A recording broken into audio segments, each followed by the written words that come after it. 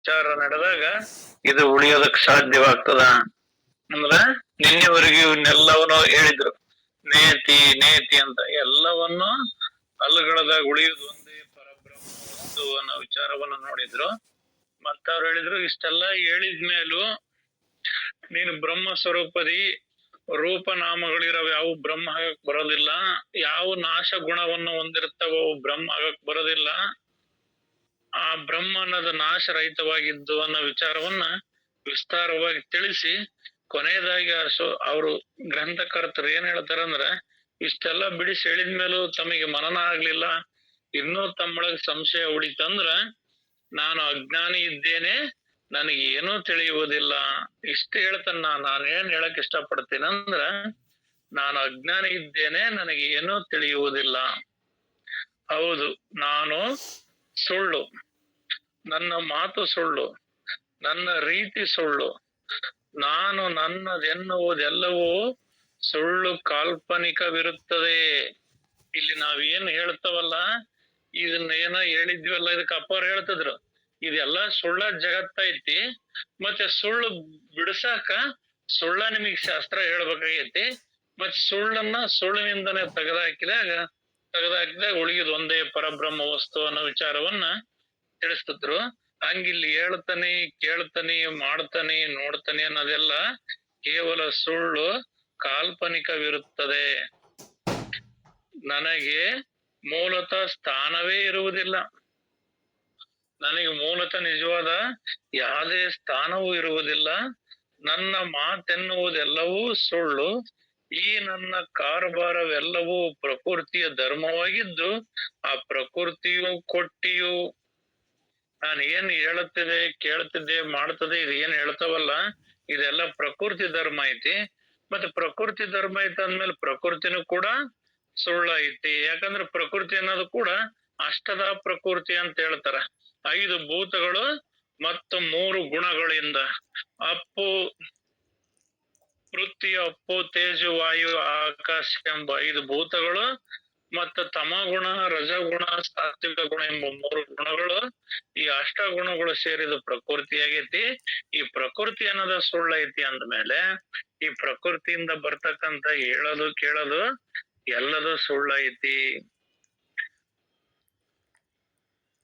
ಪ್ರಕೃತಿ ಪುರುಷರಿಬ್ಬರಿಗೂ ನಿರಸನೆಯಾಗುವ ಸತ್ಯ ಸ್ವರೂಪದಲ್ಲಿ, ಪ್ರಕೃತಿ ಪುರುಷರಿಗಿಬ್ಬರಿಗೂ ನಿರಸನೆಯಾಗುವ ಸತ್ಯ ಸ್ವರೂಪದಲ್ಲಿ ನಾನೇನೆನ್ನುವುದು ವಿಶೇಷತೆಯಿಂದ ಉಳಿಯುವುದು ಹೇಗೆ? ಇಲ್ಲಿ ಪ್ರಕೃತಿ ಪುರುಷ ಮತ್ತ ಅಲ್ಲಿ ಎರಡನ್ನೂ ತೆಗೆದಾಕಿದೆ ಅಂದ್ಮೇಲೆ ಆ ಉಳಿದದ್ದ ಸತ್ಯ ಸ್ವರೂಪ ಇರ್ತತಿ. ಆ ಸತ್ಯ ಸ್ವರೂಪದೊಳಗ ನಾನು ಅವನು, ನಾನು ಇವನು ಅನ್ನೋದರ ಏನ್ ಉಳಿತತಿ? ನಾನೆನ್ನುವ ವಿಶೇಷತೆಯಿಂದ ಉಳಿಯುವುದು ಹೇಗೆ? ಉಳಿಯುವುದು ಹೇಗೆ ಸಂಭವಿಸಿತು? ಸರ್ವವು ನಿಶ್ಶೇಷವಾಗಿ ಅಳಿದ ಸ್ವರೂಪದಲ್ಲಿ ವಿಶೇಷವೆಲ್ಲಿಂದ ಬಂದಿತು? ಸರ್ವವು ನಿಶ್ಶೇಷವಾಗಿ ಅಂದ್ರೆ ಎಲ್ಲವನ್ನು ಏನೊಂದು ಉಳಿಸದಂಗೆ, ಏನೂ ಇಲ್ದಂಗೆ ಎಲ್ಲವನ್ನು ಅಳೆದಾದ್ಮೇಲೆ ಆ ಉಳಿಯುದೊಂದೇ ಆ ಸ್ವರೂಪ. ಆ ಮೂಲ ಸ್ವರೂಪದೊಳಗ ನೀನ್ ಏನಾರ ಹೇಳ್ದೆ, ಕೇಳ್ದೆ, ನೋಡ್ದೆ, ಮಾಡ್ದೆ ಅನ್ನೋದು ಎಲ್ಲಿದ್ದ ಬರ್ತತಿ? ಆ ವಿಶೇಷ, ಈ ವಿಶೇಷ ನಾವು ಅಲ್ಲಿ ಯಾವ ವಿಶೇಷಗಳು, ಈ ವಿಶೇಷವೆಲ್ಲಿ ಅದು ಬಂದೀತು? ಯಾವುದೇ ವಿಶೇಷತೆಯಿಂದ ನಾನು ಮೌನಿ ಇರುತ್ತೇನೆಂದು ಅಂದು ಮೌನದ ಭಂಗ ಮಾಡಿಕೊಂಡಂತಾಗುತ್ತದೆ. ನೀನು ನಾನು ಮೌನಿ ಇರ್ತಾನೆ, ನನಗೆ ಯಾರ ಗದ್ಲು ಬೇಡ, ಯಾರ ಸವಾಸನು ಬೇಡ, ನಾನು ಏನು ಕೇಳಲ್ಲ ಅನ್ಕಂದೆ ಅಂದ್ರೆ ನಿನ್ನ ಮೂಲ ಸ್ವರೂಪಕ್ಕೆ ಭಂಗ ಬಂದಂಗ ಆಕತಿ. ಯಾಕಂದ್ರೆ ಇರೋದ ನೀನು ಮೌನ ಸ್ವರೂಪದಿ, ಏನು ಇಲ್ದ ಶಬ್ದಾತೀತ ನದಿ ನೀನು. ಮತ್ ನಾನ್ ಮೌನಿ ಇರ್ತಾನೆ, ಹಂಗಿರ್ತಾನೆ ಅಂತ ಏನಾರ ಹೇಳಕ್ ಓದಿ ಮಾಡಕ್ ಓದಿ ಅಂದ್ರ ಅದು ನೀನು ಮತ್ತೆ ಆ ಮೌನಕ್ಕೆ ಭಂಗ ತಂದ್ಕೊಂಡಂಗ ಆಗ್ತದೆ. ಅದಕ್ಕಾಗಿ ಶ್ರೋತೃಗಳಿಗೆ ನಮ್ಮ ವಿನಂತಿ ಏನೆಂದರೆ, ಇನ್ನು ಮೇಲೆ ನೀವೆಲ್ಲರೂ ವಿವೇಕ ಬಲದಿಂದ ಮೌನ ಭಂಗವಾಗಲಾರದಂತೆ ಮಾಡಿಯೂ ಏನು ಮಾಡಲಾರದಂತೆ ಮತ್ತು ಇದ್ದು ನಿಶ್ಶೇಷ ಇಲ್ಲದಂತೆ ಇರ್ರಿ. ಇಲ್ಲಿ ಕೊನೆಗೆ ಈ ಬ್ರಹ್ಮ ನಿರೂಪಣನ ನುಡಿ ಒಳಗ್ ಕೊನೆಗೆ ಏನ್ ಹೇಳ್ತಾರಂದ್ರ, ನೀವು ಮೌನಕ್ಕ ಭಂಗ ತಂದ್ಕೋಬೇಡ್ರಿ, ಯಾವಾಗ್ಲೂ ಮೌನಿಯಾಗಿರ್ರಿ. ಇಲ್ಲಿ ಮೌನ ಅಂದ ತಕ್ಷಣ ನಾವು ಶಬ್ದದಿಂದ ಮಾತು ಹೊರಡದಂಗ ಮೌನ ಅಂತ ಹೊರಗಿನ ಅರ್ಥದೊಳಗ ವಾಚಾರ್ಥದೊಳಗ ಹೇಳ್ಬೋದು. ಇಲ್ಲಿ ಲಕ್ಷಾರ್ಥದೊಳಗ ನಾವು ಮೌನ ಅಂತಂದ್ರ ಮನದೊಳಗ ಆಲೋಚನೆ ಹುಟ್ಟಲಿಲ್ದಂಗ ನಾನು ಬ್ರಹ್ಮ ಸ್ವರೂಪನದನ ಅಂತೇಳಿ ತಿಳಿದು ಸುಮ್ಮನಿರಲು ನೀನು ಮುಕ್ತನೇ ಹೌದು. ಹೆಂಗ ಬ್ರಹ್ಮವೇ ತಾನೆಂದರಿ. ಇನ್ನೊಮ್ಮೆ ಏನು ಓದಿದ್ರಿ ಮೊದಲಿಗಿದ್ದ ಬರ ಇನ್ನೊಮ್ಮೆ ಇದನ್ನ ಹೇಳ್ರಿ. ಈಗ ಶುರು ಮಾಡಿದ್ರಲ್ಲ ಮತ್ ಹೇಳ್ರಿ ಅವಕಾಶ ಹೇಳ್ರಿ. ನಾನು ಸುಳ್ಳು ಸ್ಪೀಡ್ ಆಕತಿ. ಆಯ್ತ್ರಪ್ಪಾಜಿ ಆಯ್ತು. ಸ್ಪೀಡ್ ಆಕತಿ, ಅವಕಾಶ ಅಂದ್ರ ಇದನ್ನ ಯಾರು ಕೇಳಿರುವುದಿಲ್ಲ, ಇದು ಕೇಳಿರುವುದಿಲ್ಲ.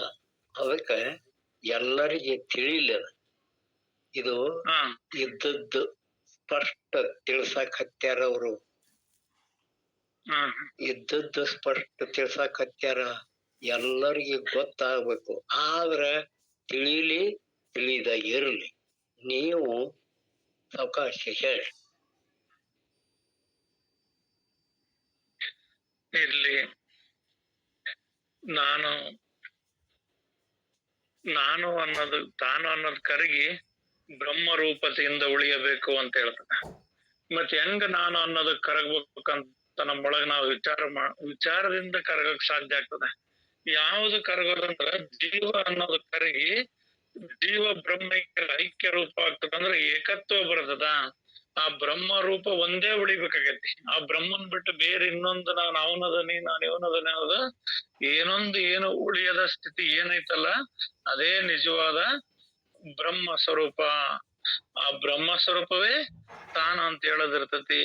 ಇನ್ನು ಬೇರೆ ಎಲ್ಲವೂ ಕೂಡ ಇಲ್ಲಿ ವೇದಗಳು ಕೂಡ ನೇತಿ ಎನ್ನುವವು. ಅಂದ್ರ ಇಲ್ಲಿ ನೀನು ಬ್ರಹ್ಮ ಸ್ವರೂಪನ ಅಷ್ಟೇ ಇದೆಯಪ್ಪ, ಇನ್ನು ಉಳಿದವ್ ಏನನ್ನಾರ ಹೇಳಕ್ ಬರ್ತಿ ಅಂದ್ರ ನೀನ್ ಅದ್ ಯಾವ್ದು ಅಲ್ಲ. ನೀನ್ ದೇಹನೂ ಅಲ್ಲ, ಮನಸ್ಸು ಅಲ್ಲ, ಮನೋಬುದ್ಧಿ ಚಿತ್ತ ಅಹಂಕಾರಗಳು ಯಾವು ನೀನಲ್ಲ. ನೀನ್ ಇರುವುದ ಬ್ರಹ್ಮ ಸ್ವರೂಪವೇ ನೀನ್ ಅನ್ನೋದು ಗಟ್ಟಿ ಆಗ್ಬೇಕಾಗೈತಿ. ಯಾಕಂದ್ರೆ ಇರೋದೇ ಅದು ಒಂದೈತಿ, ಅದೇ ತಾನಂತ ತಿಳಿಯಪ್ಪ. ಇನ್ನು ಬೇರೆ ಬೇರೆ ಏನಾರ ಹೇಳ್ತಿ ಅಂದ್ರ ಅವ್ ಯಾವು ಅಲ್ಲ. ಇನ್ನು ಇಷ್ಟೆಲ್ಲಾ ನೀನು ಬ್ರಹ್ಮ ಸ್ವರೂಪದಿ ಅನ್ನೋದಕ್ಕೆ ಇಷ್ಟೆಲ್ಲಾ ವಿಚಾರಗಳನ್ನು ತಿಳಿಸಿದ್ರು ನಿನಗ್ ತಿಳಿಲಿಲ್ಲ ಅಂದ್ರ ಇದಕ್ ನಾನು ಹೇಳೋದಿಷ್ಟ ಹೇಳ್ತದನಿ. ನಾನೇನ್ ಹೇಳ್ತದನ ಅಂದ್ರ, ನಾನು ಸುಳ್ಳು, ನನ್ನ ಮಾತು ಸುಳ್ಳು, ನನ್ನ ರೀತಿ ಸುಳ್ಳು, ನಾನು ನನ್ನದೆನ್ನುವುದೆಲ್ಲವೂ ಸುಳ್ಳು ಕಾಲ್ಪನಿಕವಿರುತ್ತದೆ. ಇಲ್ಲಿ ನೀನ್ ಇರೋದು ಒಂದೇ ಬ್ರಹ್ಮ ಸ್ವರೂಪದಿ ಅನ್ನೋದು ಒಂದೇ ಸತ್ಯ. ಅದನ್ನ ಬಿಟ್ಟು ನಾನು ಹೇಳ್ತಾನಿ ಕೇಳ್ತಾನಿ ನೋಡ್ತಾನಿ ಮಾಡ್ತಾನೆ ಅನ್ನೋದು ಏನೈತಲ್ಲ, ಅದೆಲ್ಲದು ಕೇವಲ ಸುಳ್ಳೈತಿ. ಅದು ಕೇವಲ ಕಾಲ್ಪನಿಕವಿದೆ. ಯಾಕಂದ್ರ ನನಗೆ ಮೂಲತಃ ಸ್ಥಾನವೇ ಇರುವುದಿಲ್ಲ. ನನ್ನ ಮಾತೆನ್ನುವುದೆಲ್ಲವೂ ಸುಳ್ಳು. ಈ ನನ್ನ ಕಾರಭಾರವೆಲ್ಲವೂ ಪ್ರಕೃತಿಯ ಧರ್ಮವಾಗಿದ್ದು. ಅಂದ್ರ ನನಗೆ ಮೂಲತಃ ಸ್ಥಾನವೇ ಇಲ್ಲ ಅಂತಂದ್ರ ಅರ್ಥಾತ್ ಮೂಲತವಾಗಿ ಮಾಯೆಗೆ ಎಲ್ಲಿದೆ ಸ್ಥಾನ? ಇಲ್ಲಿ ಹೇಳ್ತಾನೆ ಕೇಳ್ತಾನೆ ಅದು ಎಲ್ಲೆಲ್ಲಿ ದ್ವೈತ ಭಾವ ಬರ್ತದೋ ಅದೆಲ್ಲದು ಮಾಯಾ ಕಾರ್ಯ ಅಂತಾನೆ ತಿಳಿಬೇಕಾಗ್ತದ. ಯಾಕಂದ್ರೆ ಯಾವ್ದು ಒಂದೈತೋ ಅದೇ ಪರಬ್ರಹ್ಮ ವಸ್ತು. ಎಲ್ಲಿ ಎರಡೆರಡು ನಾವು ತರ್ತೀವಲ್ಲ ಅದು ಮಾಯಾ ಸ್ವರೂಪದಿಂದ ಬರ್ತದ. ನಿನ್ ನಡುವೆ ಏನೋ ತಂದು ಹೇಳ್ತಾನೆ ಮಾಡ್ತಾನೆ ಅಂದ್ರ ಅದು ಆಗೋದಿಲ್ಲ, ಅದಕ್ಕೆ ಮೂಲ ಸ್ಥಾನ ಇರುವುದಿಲ್ಲ. ತನ್ನ ಕಾರಭಾರವೆಲ್ಲವೂ ಪ್ರಕೃತಿಯ ಧರ್ಮವಾಗಿದ್ದು, ಆ ಪ್ರಕೃತಿಯು ಕೊಟ್ಟಿಯು ನಾನು ಏನ್ ಹೇಳ್ತಾನೆ ಮಾಡ್ತಾನೆ ಅಂದ್ರೆ ಇದೆಲ್ಲ ಪ್ರಕೃತಿ ಧರ್ಮದ್ದಾಗೈತಿ, ಶರೀರ ಧರ್ಮದ್ದಾಗೈತಿ. ಈ ಪ್ರಕೃತಿ ಧರ್ಮ ಶರೀರ ಧರ್ಮ ಅಂದ್ರೆ ಇದು ಅಷ್ಟದ ಪ್ರಕೃತಿ ಅಂತ ಆಗ್ಲೇ ಹೇಳಿದ್ವಿ. 5 ಭೂತಗಳು ಮತ್ತು 3 ಗುಣಗಳಿಂದ ಕೂಡಿರ್ತಕ್ಕಂಥದ್ದ ಈ ಪ್ರಕೃತಿ. ಇದರ ಪ್ರಕೃತಿ ಪುರುಷರಿಬ್ಬರಿಗೂ ನಿರಸನೆಯಾಗುವ ಅಂದ್ರೆ ಇವೆರಡನ್ನೂ ಇಲ್ಲದಂತ ಸ್ಥಿತಿ ನೋಡಿದಾಗ ಅಲ್ಲಿ ಉಳಿಯುವುದು ಒಂದೇ ಸತ್ಯ ಸ್ವರೂಪ. ಆ ಸತ್ಯ ಸ್ವರೂಪದೊಳಗೆ ನೀನು ಈ ಹೊರಗಿನ ಜೀವಭಾವದ ನಾನು ಅನ್ನೋದ ಎಲ್ಲಿ ತರಕ್ ಸಾಧ್ಯ ಆಗ್ತದೆ? ಅದು ಎಲ್ಲಿ ಉಳಿತೈತೆ? ಅದು ಉಳಿಯುವುದಾದರೂ ಹೇಗೆ ಅನ್ನೋ ವಿಚಾರ. ನೀನ್ ಅವೆಲ್ಲವನ್ನ ನಿರಸನ ಮಾಡಿದ್ಮೇಲೆ ಅಲ್ಲಿ ಇರುವುದು ಒಂದೇ ಆ ಬ್ರಹ್ಮ ಸ್ವರೂಪ. ಆ ಬ್ರಹ್ಮ ಸ್ವರೂಪ ಆದ್ಮೇಲೆ ಅದ್ರಾಗ ಮತ್ ನಾನ್ ಜೀವದನಿ, ನಾನ್ ಅವನದನಿ ಅಂತ ನೀನ್ ಏನಾರ ಹೇಳ್ತಿ ಮಾಡ್ತಿ ಅಂದ್ರ ಅದೆಲ್ಲಿ ಉಳಿಯಕ್ ಸಾಧ್ಯ ಆಗ್ತದ? ಅದೆಲ್ಲಿ ಉಳಿಯುವುದೇ ಇಲ್ಲ. ಸರ್ವವು ನಿಶೇಷವಾಗಿ ಅಳಿದ ಆ ಸ್ವರೂಪದಲ್ಲಿ ಈ ವಿಶೇಷ ಎಲ್ಲಿಯದ ಬಂದಿತು? ಸರ್ವವನ್ನು ಅಳಿದು ಕೇವಲ ಬ್ರಹ್ಮ ಸ್ವರೂಪ ಒಂದೇ ಉಳಿದಿರ್ತೈತೆ, ಅಲ್ಲಿ ಏನೊಂದಿಲ್ಲ. ಅಂತದ್ರೊಳಗ ನೀನು ವಿಶೇಷ ಅದು ಇದೆ ಅಂತ ಏನಾರ ಹೇಳಕ್ ಬರ್ತಿ ಅಂದ್ರ ಅಲ್ಲಿ ಏನೂ ಇಲ್ಲ. ಯಾವುದೇ ವಿಶೇಷತೆಯಿಂದ ನಾನು ಮೌನಿ ಇರುತ್ತೇನೆಂದು ಅಂದು ಮೌನದ ಭಂಗ ಮಾಡಿಕೊಂಡಂತಾಗುತ್ತದೆ. ನೀನೇನಾರ ವಿಶೇಷದ್ದು ಇದು ಹಂಗ ಜ್ಞಾನ, ಇದನ್ನ ಅವ್ರು ಹೇಳಿದಾರ ಇವ್ರು ಹೇಳಿದಾರ ಹಂಗ ಮಾಡ್ಬೇಕು ಹಿಂಗ್ ಮಾಡ್ಬೇಕು ಅಂತ ನೀನ್ ಏನಾರ ಅನ್ಕೊಂಡ್ ಓದಿ ಅಂದ್ರ, ನಾನು ಮೌನ ಇರ್ಬೇಕು ಅದು ಇದು ಅಂತ ನೀನ್ ಹೇಳ್ತಿ ಅಂದ್ರ ಅದು ಮೊದಲೇ ಮೌನವಾಗಿದೆ. ಆ ಮೌನಕ್ ನೀನ್ ಭಂಗ ತಂದ್ಕೊಂಡಂಗ ಆಗ್ತದ. ಅದ್ ಇರದೇ ಮೊದಲು ಮುಕ್ತ ಸ್ವರೂಪ ಐತಿ. ಇಲ್ಲ ನಾನು ಮುಕ್ತನ ಆಗ್ಬೇಕು, ನಾನು ಅದನ್ ಮಾಡ್ಬೇಕು ಇದನ್ ಮಾಡ್ಬೇಕಂತ ಮತ್ತೆ ಕರ್ಮದ ಭಾವದೊಳಗ ಬಿದ್ದಂಗ ಆಗ್ತದ. ಅದ್ ಇದ್ದಂತೆ ಐತಿ. ಆ ಇದ್ದಂತೆ ಇರೋದ್ನ ಆ ಇದ್ದಂತೆ ತಿಳಿಯುವ ಬುದ್ಧಿ ಬಂದ್ರ ಸಾಕು. ಅದನ್ನ ನೀನ್ ಇದ್ದಂಗ ತಿಳಿಯೋ ಬದಲು ನೀನ್ ಹೆಂಗ ತಿಳಿದು ಏನೇನ ಮಾಡ್ಕೊಂತಿ ಅಂದ್ರ ನಿನ್ನ ಮೌನಕ್ಕೆ ಭಂಗ ತನ್ಕಂತಿ. ಕರ್ಮ ರಹಿತನಾಗಿರ್ತಕ್ಕಂಥ ನಿನಗೆ ಕರ್ಮಗಳನ್ನ ಕಟಿಯಂತಿ, ಬಂಧನ ರಹಿತನಾಗಿರ್ತಕ್ಕಂಥ ನಿನಗೆ ಬಂಧನಗಳನ್ನ ಮಾಡ್ಕೊಂತಿ. ನೀನ್ ಏನೋ ಮಾಡ್ಕೋಬೇಡ, ಆ ಯಥಾರ್ಥ ಜ್ಞಾನವನ್ನ ತಿಳಿ. ಆ ಯಥಾರ್ಥ ಜ್ಞಾನವನ್ನ ತಿಳಿದ್ರೆ ಸಾಕು. ನೀನ್ ಮಾಡೋದೇನು ಇಲ್ಲ, ಯಾವುದೇ ಸಾಧನೆಗಳಿಲ್ಲ, ಯಾವುದೇ ಕರ್ಮಗಳಿಲ್ಲ. ಮತ್ ಸಾಧನೆ ಅಂದ್ರ ಈ ಬ್ರಹ್ಮ ವಿಚಾರವನ್ನ ತಿಳಿಯೋದ ನಿನಗ್ ಸಾಧನೆ. ಅದನ್ ಬಿಟ್ರೆ ಬೇರೆ ಯಾವ್ದಿಲ್ಲ. ಅದನ್ನ ನೀನ್ ತಿಳಿದ್ರೆ ಸಾಕು. ನೀನ್ ಮತ್ತೇನಾರ ಮಾಡ್ತಾನೆ ಅಂತ ಹೋದ್ರ ನಿನ್ನ ಮೌನಕ್ಕ ಭಂಗ ಆಗ್ತದ. ಅದಕ್ಕಾಗಿ ಶ್ರೋತೃಗಳಿಗೆ ನಮ್ಮ ವಿನಂತಿ ಏನೆಂದರೆ, ಇನ್ನು ಮೇಲೆ ನೀವೆಲ್ಲರೂ ವಿವೇಕ ಬಲದಿಂದ ಮೌನ ಭಂಗವಾಗಲಾರದಂತೆ.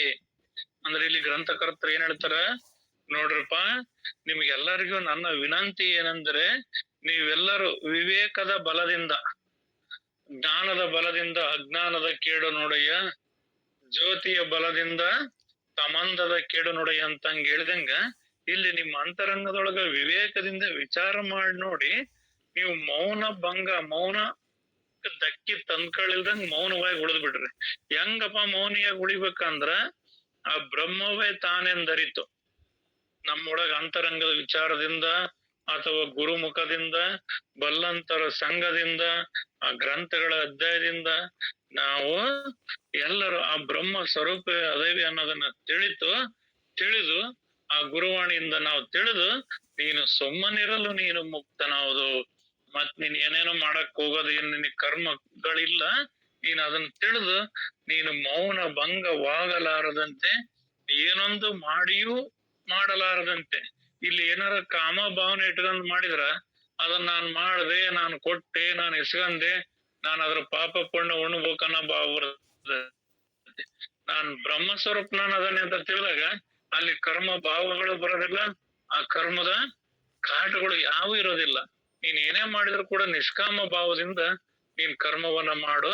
ಆ ಮಾಡ್ತಾನೆ ಅನ್ನೋ ಭಾವ ಮಾಡಿದನೆಂದು ಮನದಲ್ಲಿ ಮೂಡಿದರೆ ಏಡಿಸಿ ಕಾಡಿತ್ತು ನೋಡ ಶಿವನ ಡಂಗೂರ ಅಂತ ಹೇಳ್ತಾರ. ಅಂದ್ರ ಆ ಭಗವಂತನೇ ನಿನ್ನ ಕಾಡಿಸ್ತಾನ, ನಾನು ಅದನ್ ಮಾಡಿದೆ ಇದನ್ ಮಾಡಿದೆ ಅಂದ್ರ ನಿನಗೆ ಅದೇ ಕಾಟ ಆಗಿಬಿಡ್ತತಿ. ನಾನು ಇಲ್ಲಿ ಅವ್ರಿಗೆ ಅಷ್ಟು ಒಳ್ಳೇದ್ ಮಾಡಿದೆ, ಇವ್ರಿಗೆ ಇಷ್ಟು ಒಳ್ಳೇದ್ ಮಾಡಿದೆ, ನನ್ ಜೀವನದಾಗ ಇಷ್ಟ ಸತ್ಸಂಗ ಮಾಡಿದೆ, ಅದನ್ನ ಹಂಗ ಹೇಳ್ದೆ ಹಿಂಗ್ ಹೇಳ್ದೆ, ಇವೇ ಮುಳ್ಳಾಗಿಬಿಡ್ತಾವ, ಇವೇ ಬಂಧನ ಆಗಿಬಿಡ್ತಾವ. ಮತ್ ನಮ್ನೇನ್ ಯಾರು ಏನ್ ಕಾಡೋದೇನ್ ಬೇಕಾಗಿಲ್ಲ. ಯಾಕೆ ಮಾಡಿದ್ದು ಮರೀರಿ ಅಂತ ಹೇಳ್ತಾರಂದ್ರ, ಎಷ್ಟೋ ವರ್ಷಗಳಿಂದ ಏನೋ ಮಾಡಿರ್ತವಿ, ಆ ಮನುಷ್ಯ ಬಂದ್ ಕೂಡ್ಲೆ ನೆನಪು ಮಾಡ್ಕೊಂತ ಇವನಿಗೆ ಹಂಗ್ ಮಾಡಿದ್ದೆ ಹಿಂಗ್ ಮಾಡಿದ್ದೆ ಅಂತ. ಅದಕ್ಕೆ ಇದೇ ಬಂಧನ ಆಗ್ತದ. ಇಲ್ಲಿ ಮಾಡಿಯೂ ಏನು ಮಾಡಲಾರದಂತೆ, ನಾನೇನೋ ಮಾಡಿಲ್ ಬಿಡಪ್ಪ, ನಾನೇನೋ ಅಲ್ಲ, ನನಗೆ ಯಾವುದೇ ಕರ್ಮಗಳಿಲ್ಲ, ನಾನು ಯಾವ್ದೋ ಮಾಡಿಲ್ಲ ಅನ್ನೋ ಭಾವದೊಳಗ ಆ ಮೌನಿಯಾಗಿದ್ದು ನಿಶೇಷ ಏನೊಂದು ಏನು ಇಲ್ಲದಂತಿರ್ರಿ. ನಾನ್ ಹಂಗ್ ಮಾಡ್ದೆ, ನಾನ್ ಹಿಂಗ್ ಮಾಡ್ದೆ, ನಾನು ಅದನ್ ತಿಳಿತೇನಿ ಇದನ್ ತಿಳಿತೇನಿ, ನನಗೆ ಅದು ಗೊತ್ತು ಇದು ಗೊತ್ತು ಅಂತ ನೀವೇನಾರ ಹೋದ್ರಿ ಅಂದ್ರ ಮೂಲ ಸ್ವರೂಪವನ್ನ ಮರೆಮಾಚಿ ಅಹಂಕಾರದಲ್ಲಿ ಸಿಲುಕಿದಂಗ ಆಗ್ತದ. ಆದ್ರಿಂದ ಯಾವ ಕಾರಣಕ್ಕೆ ನೀವು ಅಹಂಕಾರಕ್ಕೆ ಸಿಲುಕ್ಬೇಡ್ರಿ, ಯಾವಾಗ್ಲೂ ಮೌನಿಯಾಗಿರ್ರಿ, ಯಾವಾಗ್ಲೂ ವಿವೇಕದಿಂದ ಜ್ಞಾನದಿಂದ ಇರ್ರಿ. ಮತ್ತೇನಾದ್ರೂ ಅದನ್ನ ಮಾಡಿದ್ರಿ ಇದನ್ ಮಾಡಿದ್ರಿ ಅಂತ ನಿಮ್ ಭಾವದೊಳಗೆ ಇಟ್ಕೋಬೇಡ್ರಿ, ನೀವಿದ್ದು ಇಲ್ಲದಂತಿರ್ರಿ ಅನ್ನೋ ವಿಷಯವನ್ನ ಈ ವಿಷಯ ಇಲ್ಲಿವರೆಗೂ ಮುಕ್ತಾಯ ತ್ರಪದಿ. ಇತಿ ಶ್ರೀ ದಾಸಬೋಧೆ ಗುರು ಶಿಷ್ಯ ಸಂವಾದ ನವಮ ದಶಕೆ ಬ್ರಹ್ಮ ನಿರೂಪಣ ನಾಮ ದ್ವಿತೀಯ ಸಮಾಸ ಮುಕ್ತಾಯ ತ್ರಪದಿ. ಇಲ್ಲಿ ಬ್ರಹ್ಮ ನಿರೂಪಣ ಅನ್ನೋದು ಈ 2ನೇ ಅಧ್ಯಾಯ ಮುಕ್ತಾಯ ಆಯ್ತು. ಅದರಲ್ಲಿ ಬ್ರಹ್ಮ ನಿರೂಪಣ ಅನ್ನೋದ್ರೊಳಗ ದಶಕ 9 ಸಮಾಸ 3 ನಿಸ್ಸಂದೇಹ ನಿರೂಪಣ ನುಡಿ 45 ಶ್ರೀ ಗುರುಭ್ಯೋ ನಮಃ ನುಡಿ 1-7. ನಾವು ಇಂದಿನ ಸಮಾಸದ ಕೊನೆಗೆ ಮಾಡಿಯೂ ಮಾಡಲಾರದಂತೆ ಮತ್ತು ಇದ್ದು ಇರಲಾರದಂತೆ ಇರಬೇಕೆಂದು ಹೇಳಿದೆವಷ್ಟೆ. ಆದರೆ ಆ ಬಗೆಗೆ ಶ್ರೋತೃತಾರರು ಸಂಶಯ ತೆಗೆದುದು ಏನೆಂದರೆ, ಇದು ಎಂತ ಬ್ರಹ್ಮಜ್ಞಾನ? ಈಗ ಇವ್ರು ಈ ನುಡಿಯಾಗಿ ಹೇಳಿದ್ರು ಈಗ ತಾನೆ ಹಿಂದಿನ ಅಧ್ಯಾಯದೊಳಗ ಮಾಡಿ ಮಾಡ್ದಂಗಿರಪ್ಪ, ಇದ್ದು ಇಲ್ದಂಗಿರಪ್ಪ ಅಂತ ಹೇಳಿದ್ರು. ಮತ್ತೆ ಹಿಂಗಿರೋದು ಇದೆಯಂತ ಬ್ರಹ್ಮಜ್ಞಾನ ಅಂತ ಶಿಷ್ಯನರ ಪ್ರಶ್ನೆ. ಅಲ್ಲ, ಏನು ಮಾಡದಾರ ಬಿಡು ಅಂತ ಹೇಳಲ್ಲ, ಮಾಡ್ರಿ ಅಂತ ಹೇಳ್ತೀರಿ, ಆದ್ರ ಮಾಡಿ ಮಾಡ್ದಂಗಿರ್ರಿ ಅಂತೀರಿ, ಇದ್ದು ಇಲ್ದಂಗಿರ್ರಿ ಅಂತೀರಿ. ಈ ನಿಮ್ಮ ನುಡಿಗುಳ್ದು ಇದೆಯಂತ ಬ್ರಹ್ಮಜ್ಞಾನ ಅಂತ ಶಿಷ್ಯನ ಪ್ರಶ್ನೆ. ಎಲ್ಲವೂ ಇದ್ದು ಏನೂ ಇರದಂತೆ ಇರುವುದೆಂದಿಗಾದರೂ ಸಾಧ್ಯವೇ? ಅವ್ರ ಪ್ರಶ್ನೆ ಕೇಳ್ತಾನೆ. ನೀವೇನ ಹೇಳಿದ್ರಿ ಎಲ್ಲವೂ ಇದ್ದು ಏನೂ ಇರದಂತೆ ಇರುವುದೆಂದಿಗಾದರೂ ಸಾಧ್ಯವೇ? ಎಲ್ಲಾ ಕಾರ್ಯಗಳನ್ನು ಮಾಡಿಯೂ ಅಕರ್ತನು, ಎಲ್ಲಾ ಭೋಗಗಳನ್ನು ಭೋಗಿಸಿಯೂ ಅಭೋಕ್ತನು ಎನ್ನುವ ಅಲಿಪ್ತತೆ ಹೇಗೆ ಬಂದಿತು? ಅಲ್ಲ, ನೀವು ನೋಡಿದ್ರ ಎಲ್ಲಾ ಕರ್ಮಗಳನ್ನು ಮಾಡಿ ನಾನೇನು ಕರ್ಮ ಮಾಡನಲ್ಲ, ನಾನು ಅಕರ್ತನಾಗಿರ್ರಿ ಅಂತ ಹೇಳಿದ್ರಿ. ಮತ್ ಎಲ್ಲಾ ಭೋಗಗಳನ್ನ ಭೋಗಿಸಿಯು ನಾನು ಅಭೋಕ್ತನು ಅಂತ ಹೇಳ್ತೀರಿ. ಹಿಂಗ್ ಹೇಳಿದ್ರಿ, ಇದ್ರಾಗ ಅಲಿಪ್ತತೆ ಹೇಗೆ ಬಂತು?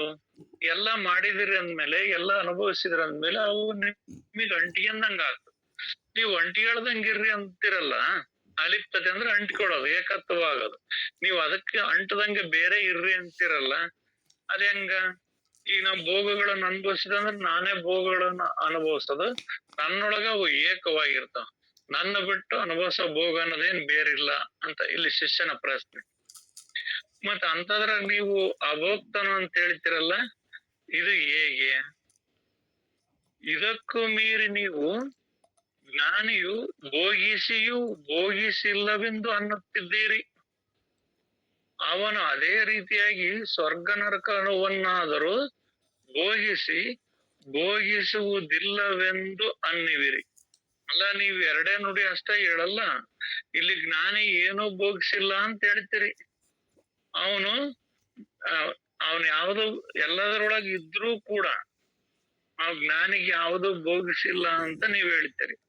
ಅವನಿಗೆ ಜನನ ಮರಣವನ್ನು ಎಷ್ಟು ಸಾರಿ ಭೋಗಿಸಬೇಕಾದರೂ ಏನು ಅಡ್ಡಿ ಇದೆ? ನೀವು ಜ್ಞಾನಿಗಳಿಗೂ ಹೇಳ್ತೀರಿ, ಮತ್ತೀಗ ನನಗೆ ಹೇಳಿದ್ರಿ ಜ್ಞಾನಿಗಳಿಗೂ ಮಾತ್ರ ಹಂಗೆ ಹೇಳ್ತೀರಿ. ಅವ್ರ ಜ್ಞಾನಿಗಳು ಯಾವ್ದು ಅನುಭವಿಸಾರಲ್ಲ, ಯಾವ್ದು ಭೋಗ್ಸಾರಲ್ಲ, ಅವ್ರೆಲ್ಲದು ಇದ್ದು ಇಲ್ದಂಗಿರ್ತಾರ ಅಂತೆಲ್ಲ ಹೇಳ್ತಿರಲ್ಲ. ಮತ್ತೆ ಅವ್ರು ಹಂಗಾರ ಸ್ವರ್ಗ ನರಕಕ್ಕೆ ಓಡಾಡ್ತದಾರ ಅಂದ್ರ ಮತ್ತೆ ಅವ್ರ ಹಂಗಾರ ಏನು ಭೋಗ್ಸೇ ಇಲ್ಲ ಏನ? ನರಕದೊಳಗ ದೇಹ ಧರಿಸ್ಕೊಂಡ್ ಬಂದಾರ ಅಂದ್ಮೇಲೆ ಇದ್ರಾಗ ದೇಹದ ಸುಖ ದುಃಖಗಳು ಅವ್ರು ಉಂಡೇ ಇಲ್ಲೇನ? ಮತ್ತೆ ಅವ್ರ ಸ್ವರ್ಗಕ್ಕೂ ಹೋದ್ರು ಮುಕ್ತರಾಗಿದಾರ, ಅಲ್ಲಿ ಅದಾರ ಅಂತಂದ್ರ ಹಂಗಾರ ಅಲ್ಲಿ ಏನು ಸುಖ ಭೋಗಗಳನ್ನು ಭೋಗ್ಸದೇ ಇಲ್ಲೇನು ಅಂತ ಶಿಷ್ಯನ ಪ್ರಶ್ನೆ. ಹಾಗಾದ್ರೆ ಜ್ಞಾನಿಗಳು ಎಷ್ಟು ಸಾರಿ ಭೋಗಿಸಬೇಕಾದ್ರೂ ಏನು ಅಡ್ಡಿ ಅದೇ? ಹಂಗಾರ ಅವ್ರಿಗೆ ಯಾವ್ದು ಅಡ್ಡಿನೇ ಇಲ್ಲ. ಹಂಗಾರ ಜ್ಞಾನಿಗಳು ಅಂದ್ಮೇಲೆ, ಯಾಕಂದ್ರ ಅವ್ರು 2 ಸಿಕ್ತತಲ್ಲ, ಸ್ವರ್ಗಲೋಕ ನರಕಲೋಕ. ಹಂಗಾರ 2 ಭೋಗಿಸ್ತಾರಂದ್ರ ಅವ್ರು ಏನೂ ಮಾಡಿಲ್ಲ, ಅವ್ರಿಗೆ ಯಾರಿಗೂ ಅಂಟಿಲ್ಲ ಅಂತ ಹೇಳ್ತಿರಲ್ಲ. ಈ ಮಾತು ಹೆಂಗೆ ಸತ್ಯ ಅಂತ ಆ ಶಿಷ್ಯನರ ಪ್ರಶ್ನೆ. ಯಾಕೆಂದರೆ ಅವನಂತೂ ಭೋಗಿಸಿ ಭೋಗಿಸಲಾರದ ಯೋಗಿ ಇರುವನಷ್ಟೇ. ಆ ಯೋಗೇಶ್ವರನನ್ನು ತಳಿಸಿಯೂ ತಳಿಸಿಲ್ಲ. ಅವನು ಅತ್ತು ಅತ್ತಿಲ್ಲ, ನರಳಿಯೂ ನರಳಿಲ್ಲ.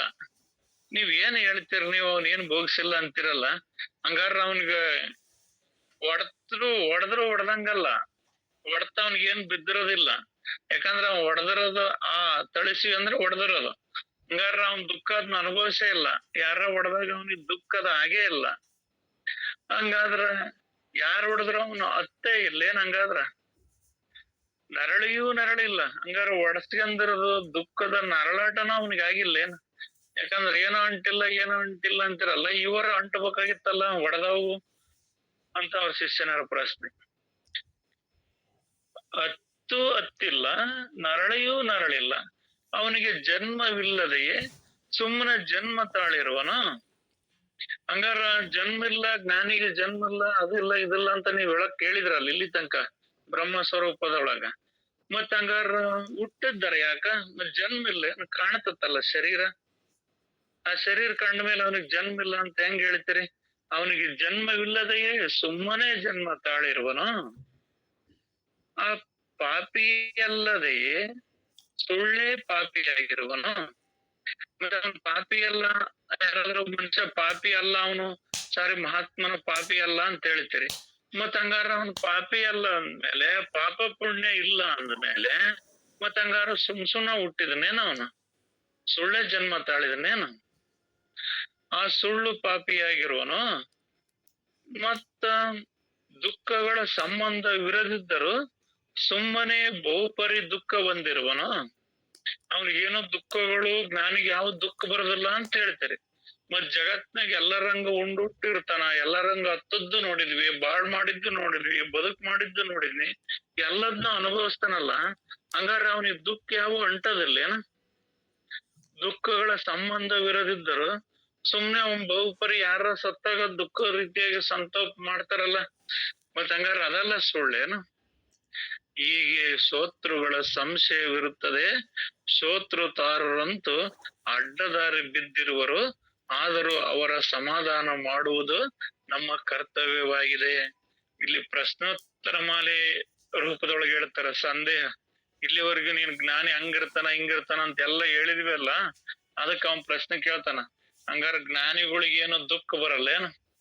ಜ್ಞಾನಿಗಳಿಗೆ ಒಡೆದದ್ ನೋವು ಆಗೋದಿಲ್ಲೇನು? ಅವನ್ ನರಳಾಡಿ ಇಲ್ಲೇನು? ಅವನು ಹತ್ತು ಇಲ್ಲೇನು? ಹಂಗಾರ ಜ್ಞಾನಿಗೆ ಪಾಪ ಪುಣ್ಯ ಇಲ್ಲ ಅಂತಂದ್ರ ಮತ್ತೆ ಪಾಪ ಪುಣ್ಯ ಇಲ್ಲದೆ ಈ ಜನ್ಮಕ್ ಬಂದ್ನೇನ್? ಪಾಪ ಪುಣ್ಯ ಇಲ್ದಲೆ ಜನ್ಮಕ್ ಯಾಕೆ ಬಂದವನು? ಮತ್ ಹಂಗಾರ ಅವನ್ ಜನ್ಮ ಬಂದಿರೋದೆಲ್ಲ ಸುಳ್ಳೈತೇನ್? ಹಂಗಾರ ಜ್ಞಾನಿ ಸ್ವರ್ಗಕ್ ಹೋಗ್ತಾನ, ಈ ನರಕ ಲೋಕ ಸಾಕು ಅಂತ ಹೇಳ್ತಾನದಾದ್ರ ಈ ನರಕ ಲೋಕದಾಗ ಅವನೆಲ್ಲ ಅನುಭವಿಸಿದ್ದು ಸುಳ್ಳೇನ್? ಹಂಗಾರ ಮುಂದೆ ಆ ಸ್ವರ್ಗದೊಳಗಿದ್ನಂತಂದ್ರ ಅಲ್ಲಿದ್ದು ಸುಳ್ಳೇನ? ಹಂಗಾರ ಜ್ಞಾನಿ ಒಬ್ಬನಿಗೆ ಅಲ್ಲಿಗೆ ಇಲ್ಲಿಗೆ ಓಡಾಡಕ ದಾರಿ ಐತೇನ್? ನೀವ್ ಹೇಳ್ತಿರಲ್ಲ ಜ್ಞಾನಿ ಲಕ್ಷಣಗಳು ಹಿಂಗ ಅಂತ, ಹಂಗಾರ ಅವ್ನ ಏನ್ ಮಾಡಿದ್ರು ಮಾಡಿಲ್ದಂಗ ಆಕತ್ತೇನು ಅನ್ನೋ ಬಹುಪರಿಯಾಗಿ ಆತ ಪ್ರಶ್ನೆಗಳನ್ನ ಕೇಳ್ತಾನ. ಈ ರೀತಿ ನಿಮ್ಮೊಳಗೆಲ್ಲ ಇರ್ತಾವ ಅಲ್ಲ. ಮತ್ತೆ ಪಾಪಿ ಇಲ್ಲ ಅಂದ್ಮೇಲೆ ಅವನ್ ಸುಳ್ಳನ ಪಾಪಿ ಯಾಕಲ್ಲ ಅಂತ ಅವರು ಶಿಷ್ಯಂದ್ರ ಗುರುವಿಗೆ ಪ್ರಶ್ನೆಯನ್ನ ಕೇಳಿದ್ರು ಅಂತ. ಆ ಉತ್ತರ ಏನ್ ಹೇಳಿದ್ರು ಅಂತೇಳಿ ಮತ್ತೆ ನಾಳೆ ನೋಡನ್ರಪ್ಪಾಜಿ. ಸಮಯನೂ ಆಗಿದೆ, 27 ನಿಮಿಷ ಆಗಿದೆ. ಇನ್ನೊಂದ್ 2-3 ನಿಮಿಷ ತಾವ್ ಯಾರಾದ್ರೂ ಮಾತಾಡೋರಾದ್ರೂ ಮಾತಾಡ್ರಪ್ಪಾಜಿ. ಎಲ್ಲರಿಗೂ ಶರಣಾರ್ಥಿ ಅಪ್ಪಾಜಿ.